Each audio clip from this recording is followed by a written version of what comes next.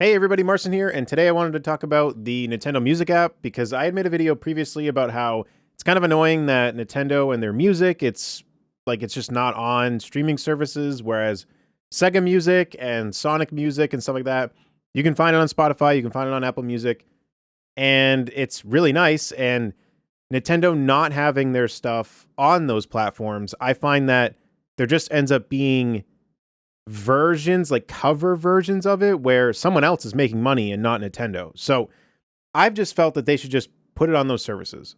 Well, they decided to go a different route, which, it's Nintendo, and they're kind of known for going their own way, which is sometimes good and sometimes bad. And they did that with the Nintendo Music app. They went their own way.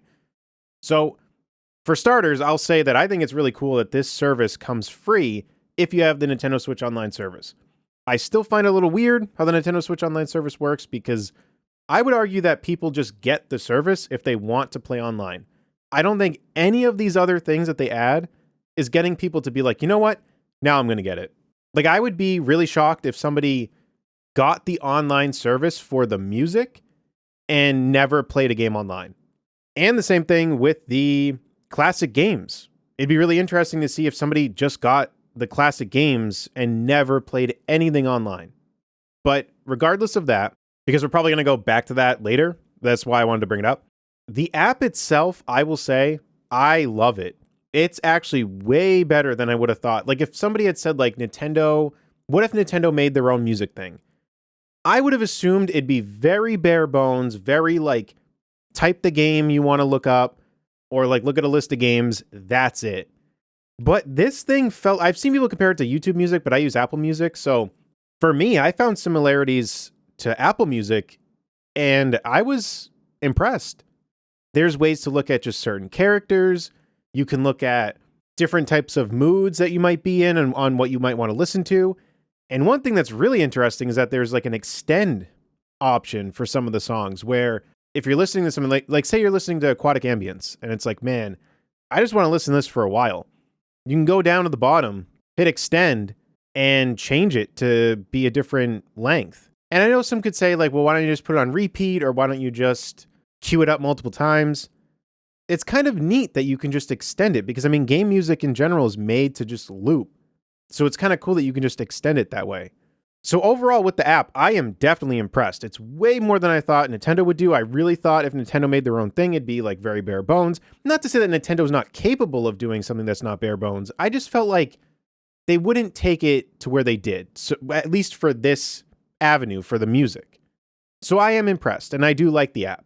I used it all day the following day that it came out. I used it all day at work, and I really liked it. But where it gets annoying is the fact that, and this is the elephant in the room, and this is what I feel like everyone's probably thinking or talking about, why isn't it just on the other services? Now, I'm sure we all know why. It's because Nintendo wants the full cut, but this is what's so strange, and this is where I don't really understand it, is depending on how this works, because on other streaming services, if you listen to a song, the artist gets a cut from the play. So after so many plays, it builds up from a wide audience of people listening to it. It builds up and adds to profit. With this device, though, and being able to extend the songs, not that it's impossible to figure out. Like if you listen to a song for 30 minutes, they could figure out what cut of money that would be. But what's really interesting to me is that are they really giving out the money to the artists with this thing? Because the way that it's designed, how in the world are they making enough money from the online service to give the artists the amount of money that they should be earning? The Nintendo Switch Online service, if you're not getting the expansion pass, if you're just getting the regular Nintendo Switch Online, it's $20 a year. Apple Music is around like $12 a month. I guess it's $11 a month. But putting that in perspective, I mean, how in the world is $20 a year? And that's combining it being involved with the classic games and the online service. The classic games, I'm sure they just put it on there and it's whatever. The online service is where I think they're taking some of the money. I mean, I don't know how much, because the online, we all know how that goes. It's varied all over the place between games on how well the online is. But how in the world is $20 a year going to go to the artist that it's supposed to go to? How is that going to get split? I listen to music. I use the app for around 8 hours. How in the world, from just that day alone, how is it separating it enough? Because people have already made the arguments, like within Apple Music and Spotify, that artists aren't getting paid enough. And that's paying a monthly fee that's already coming close to this yearly fee. So then it makes me think, okay, they're doing this to try to entice people to get the online service. But like I was saying earlier, I really don't think somebody would go, yeah, I don't need the online service. Oh, you can listen to their music? Now I'll get it. I don't really think that's happening. But then it falls back on the other point anyway of, so there's Donkey Kong Country music on there. That was made by David Wise. So is he just getting nothing from this? I'm really not understanding. And, that's where, like, I don't know how the copyright works individually with all this stuff, right? Because it's like, when Donkey Kong Country came out, I don't know if there was some sort of deal where it's like, yeah, we'll pay you a certain amount and then that's it. I have no idea. And it could be that deals have changed and that's why we don't have Tropical Freeze on the app right now. Right now, there's only so many games. I mean, they don't even have Donkey Kong Country 2 or 3 right now. So I don't know if that has anything to do with it. And the reason why I bring up that game in particular is because the other games, like if we're talking about Mario, it's full on Nintendo. So I don't know if there's some deal within that where it's like the way it works, the artist is already just making it for the game and they get a lump sum. I have no idea. But this is so weird because if they just put it on a service, they'd just be getting revenue anyway. So now it's on their own service where the only thing I can think of is that in their heads, they're going to make more profit because people will get the online service because of this, but I don't think they will. So I think they would have just made more money by just putting it on Apple Music and Spotify. My bold prediction is that I think that this is getting ready for the next console, and I think the expansion pack might end up being the base cost for the online for the next console. That's my bold prediction. Because why did this come out so late in the game? We got this now? Right before a new console's coming. We got Nintendo Music? It's so random.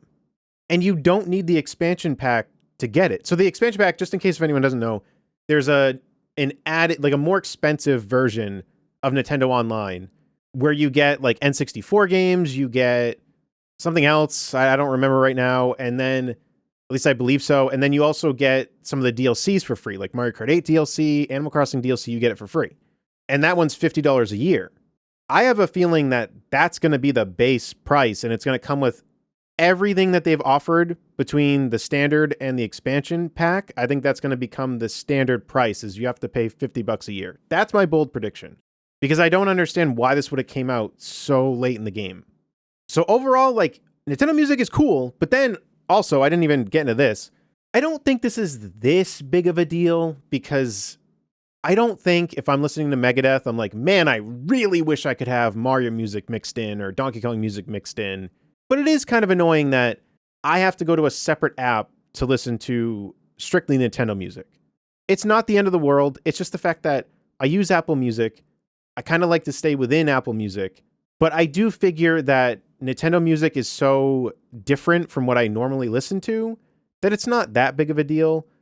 But it is kind of nice when you put on one of those, like, I want to listen to this type of mood music, and then it'll throw in like Sonic music and stuff, because Sonic music is on Apple Music. So it is kind of annoying that it can't throw that stuff in there. It's kind of annoying that you just have to go to a separate app entirely.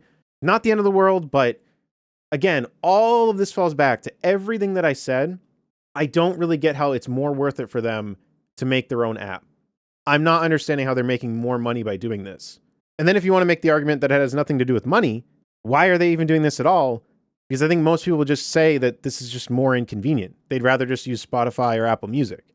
Because I would argue that most people at this point are either using YouTube Music, Amazon Music, Spotify, or Apple Music. I think most people are using some sort of streaming service to listen to music. So for Nintendo to just make a dedicated one, I just don't really see how it's worth it for them, because I don't think there's many people that have no streaming service and then they go, oh, cool, Nintendo finally made one. That's the one I want. I think everybody that's using it is using it alongside something else.